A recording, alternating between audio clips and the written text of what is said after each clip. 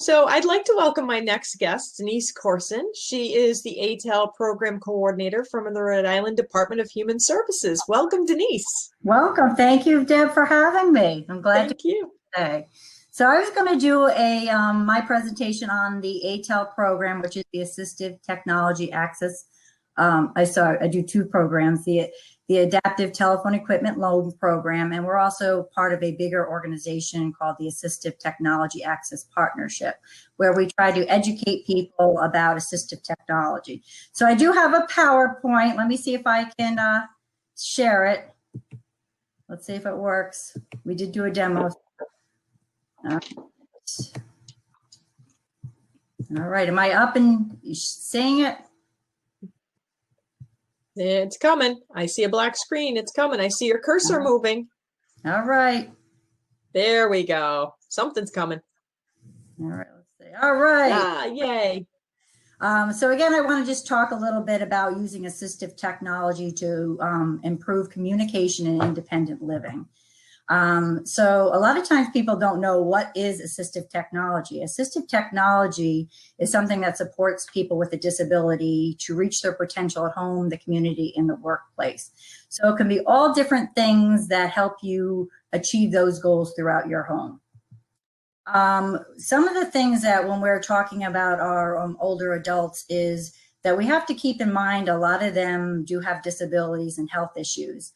I just highlighted that 2 out of 5 older adults have physical conditions and health issues that aggravate the difficulties for seniors using technology. So you have to recognize that these things exist so that you can help them embrace technology and then therefore embrace independent living. So the 3 different disabilities are manual dexterity, being able to hold and operate things, visual impairments, being able to see things and large things, and hearing loss, which is one of the biggest disabilities. Approximately 1 in 3 people over the age of 65 and half over 75 have a hearing loss. So when we talk about using technology, we have to understand that these things exist and we have to address them so that they can embrace technology.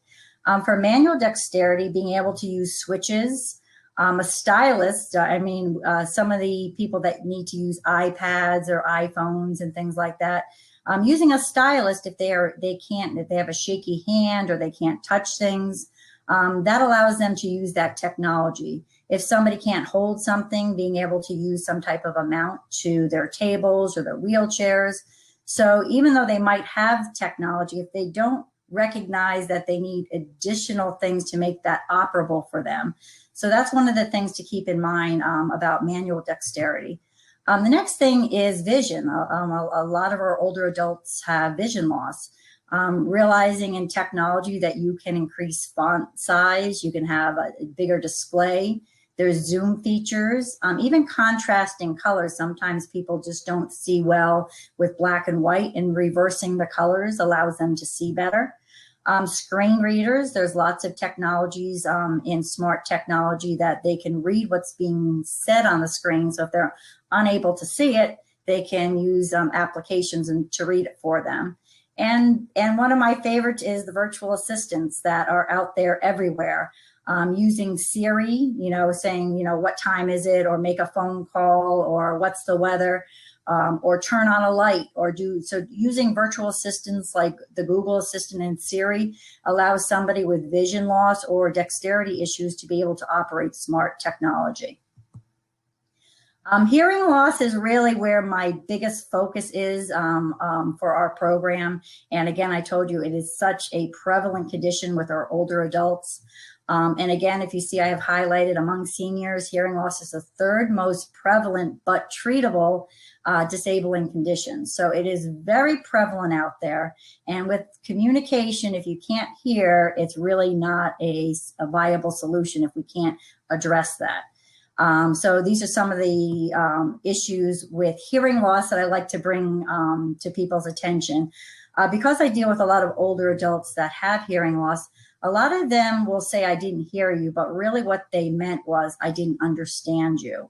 And you really do get a different response from people by saying something differently. If I said, I didn't hear you, people are going to yell at me. If I said I didn't understand you, then maybe they're going to pronunciate or use a different word. So I just like people to recognize that when people do have hearing loss, things sound similar. So by using a different word, like if you see it says C as in cat, by using that instead of saying cat 5 times, using a different word might even say, do you have a pet? And they're like, yes, I have a cat. So recognizing that people don't understand everything and using different words is a very good way to deal with people with hearing loss. And this is my favorite joke of all times. It's not a joke, but it's just something that happens all the time, but people can relate to. As you see, there's 3 people having a conversation and everybody is having a different experience. First one says it's windy. Second guy says it's Thursday. And the other one says, let's get a beer, because he thought he said thirsty. So when you don't understand, you have 3 different people in this scenario having 3 different conversations. So that's why I like people to recognize hearing loss is more than hearing, it's understanding. So that's what my next slide is. It's what's people understood. So you have to be able to pronunciate and understand in order to communicate. So that is why assistive technology in many ways is just the way to go for many people with hearing loss, especially our older adults. These are just different devices for if you were to go. A lot of times I hear older adults say, I don't go to meetings anymore. Why do I bother? Because I can't hear anything. So these are some are hardwired devices, like the one on top, the white device. It's a pocket talker and allows you to amplify a person in front of you. And then there's FM systems where the speaker has one part of it and the listener has the other part, and it transmits directly either into a headset or hearing aids. So these things exist out there for communication out in the public. A lot of times, assistive technology for people's homes, they can't hear the TV, it's blasting. By using a headset, instead of blasting the TV, it goes directly into their ears so they're able to hear well. In plays, a lot of times if you ask, is there something for people with hearing loss, there are types of headsets that can be worn in different theater environments. Captioning, there is so much of that, and it is so helpful for the hard of hearing. A lot of, people use the captioning on your television. So turning that on, you might not need to read everything, but having that on when you miss that one word, and it's built into all new TVs. Movie captioning, there's 6 theaters in Rhode Island that have movies with some type of captioning in them. It's not available on any movie, but if there is a movie theater you like to go to and you say, why bother, because I can't hear anymore, ask them what they have for captioning. And there is lots of different technology. Sometimes it's on the screen itself. Sometimes you wear special glasses where they caption on the glasses. Also, our theaters in Rhode Island also have plays that have a LED screen on it. So if you are hard of hearing, you could say, what performance do you have a display so that I can read the performances? So again, it's not on everything, but if you go to PPAC or Trinity Rep, ask them, which shows do you accommodate for that? The other thing is there's a lot of real-time captioning out there. If you go to a meeting, you could go to a meeting and request CART services where the whole meeting is transcribed either on a big screen or maybe on a laptop so that you can read it. Relay services, which is captioning telephones, which is my next screen. This is huge technology, especially for our older adults, again, when it's such a prevalent condition for hard of hearing, that they can make, we talk about telehealth. If you can't understand what your doctor's saying, you're really not going to have a good conversation with them. So what these captioning telephones do is they allow you to hear if you can hear, but if you don't understand, you can actually read what people are saying. And as you see, there's 2 main different kinds of models, depending on if you like a touch screen or a simpler technology. So again, if you're having a meeting with your doctor and they're telling you important information and you're not understanding it, you really are not having a successful visit. But by embracing these technologies, you can have that great telehealth visit. To have the captioning phones, you do have to have both a landline and internet service to have that type of technology. And again, you can get that those phones through the ATEL program, which I'll tell you about in a little bit. And there's also federal programs and vendors that you can get these equipment from. And just a general landline phones, just having a good, we talked about relay captioning phones, but an amplified phone that makes things up to 50 decibels louder. For our clients that we serve that are hard of hearing, 90% don't need relay phones. They just need good amplification. If they have a hearing aid in, maybe using a speakerphone, having a flasher so they don't miss the phone call. And one of my favorites is caller ID. By having caller ID on your screen, you don't answer calls, you don't know who they are. And when you answer the phone and you know who's calling you, you know the context. If your doctor's calling, then maybe they're talking about your medical appointment. If your daughter's calling, maybe you're going out to lunch. So by knowing the context of your conversation before you actually answer, you have a better success at having a good conversation. And then smartphones are like for everybody now. Like I said, you know, it used to be just for the younger folks, but now everybody can embrace it. Especially again, I focus a lot on the elderly with the hearing loss. You have amplification, you have vibrating.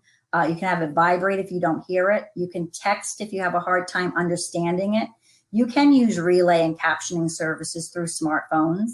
Using a video call like FaceTime or Skype, by seeing people's lips and being able to see their face, you actually can understand what they're saying better. So that really is a technology for people. And being able to get emergency service when you're out and about, having a smartphone is essential. And a lot of the new hearing aids, you can actually make adjustments right on your smartphone. So what is new on smartphones is you actually now don't need a landline phone to actually have a captioning phone call. So if you have these apps, Caption and Caption Mate, if you have them downloaded on your smartphone, you have to have a hearing loss and certified, then you actually can read what people are actually saying on your phone. For in-person conversation, especially like a lot of people are going to doctor's visits or don't have their family or friends around to help translate what people are saying around them because they're not understanding. By having an app on your phone that tells you what people are saying in front of you, you're able to actually have a great conversation. So two of them that are available on both iOS and Android are Live Caption and Otter Notes. Live Caption, again, you do have to pay about $3 a month for it. And Otter Notes, they give you 600 minutes free per month. And then if you want unlimited, it's $9.99 a month. But these are great if you're having an important conversation or just any conversation with a family or a friend and you want to know what they're saying and you're having a hard time understanding. These are just wonderful apps. Android only has a built-in free app, but again, it's only on Androids called Live Transcribe.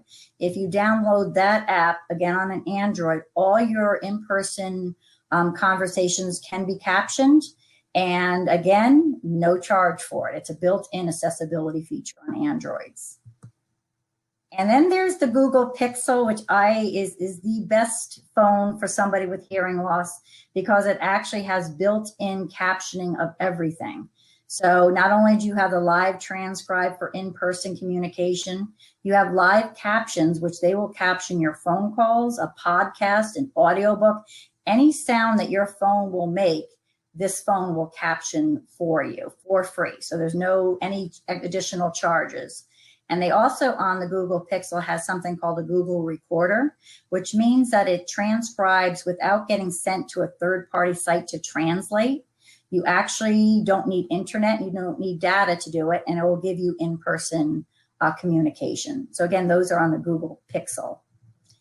So I just wanted to give you a little bit of heads up on all the different kinds of technologies out there. Our program specific is called the ATEL Program. Again, we're under the Department of Human Services. We provide free amplified captioning phones and cellular devices for people that either have a hearing, speech, or neuromuscular disability and make less than $30,000 a year approximately. So if you are a Rhode Islander and you meet those criteria, you can choose one of our devices, either landline or again, cellular devices. We also have a loaner library where you can borrow things if you have a meeting and you want to try out an FM system or a personal amplifier. We have doorbells that alert, fire alarms that alert. So any kind of signaling devices that you might want to try before you purchase, we have that lending library. During this COVID time, we actually FedEx things, so we don't visit anybody at this particular time, but we do FedEx. So we still are in business, but we're just not doing home visits at this time. So this is just a little bit of a picture of some of the devices we do. And one of the other things that we do for people with mobility disabilities, if you see the black phone on the bottom, that's a phone that you can operate. You can, if you have a mobility issue, you can answer and hang up using a pendant versus having to dial. And we also have something called a Freedom Alert, which is a little emergency device that there's no monthly fee, but you have to have a landline and it goes directly to 911. So any of our devices are free. It's just one per household. These are some of the phones and equipment that we offer. The easy to use Jitterbug and Lucia, they're just easy to use phones. And then we do the iPhone and the Google Pixel. So again, any of those devices, we pay for the device itself. We do not pay for anybody's monthly plans. And we're also a part of a bigger partnership called ATAP, and which we are partnering with East Bay Educational Collaborative, OSL, Tech Access, and ORS to provide referrals, technology advice, and if you call the wrong partner, we refer each other out to each other. We just started a Facebook page a couple months ago during COVID called Rhode Island ATAP, where we share information about technology for people with disabilities. And again, if you have questions or want to know what the latest thing going on is, we try to share that information. And the last thing I just wanted to mention is DigiAge that the Office of Healthy Aging has just created to let people know about device access, internet connectivity, training programs, and online content. So we were working with them over the COVID, and it's just a great resource to see what's already going on in our state so that you can find out if whatever you're looking, the information you're looking for. So that's my quick little demonstration there. Hopefully I can start seeing me again. Hi, Denise, quick question. Thank you so much for doing this. There is a question that did come in. What are the income guidelines or income levels to be eligible for the ATEL program? So basically it's approximately 30,000 or less for one person, like 40,000 for a family of two, and it goes up incrementally, and it's one per household. So again, you have to be a Rhode Island resident, hit the income criteria, and have either a hearing, speech, or neuromuscular disability, and the device is free from us. Awesome. Awesome. Thank you so much, Denise. I really appreciate you bringing this on. I know that I have referred people to you and they've received awesome services. And I love the fact that your office can provide a try before you buy scenario, so people can make sure it really works for them. Well, thank you. Thank you very much. I appreciate you coming today. If you like this video, please follow us on social media and subscribe on YouTube. For more information, visit rielderinfo.com or call 401-585-0509. If you have any questions, email deb@rielderinfo.com.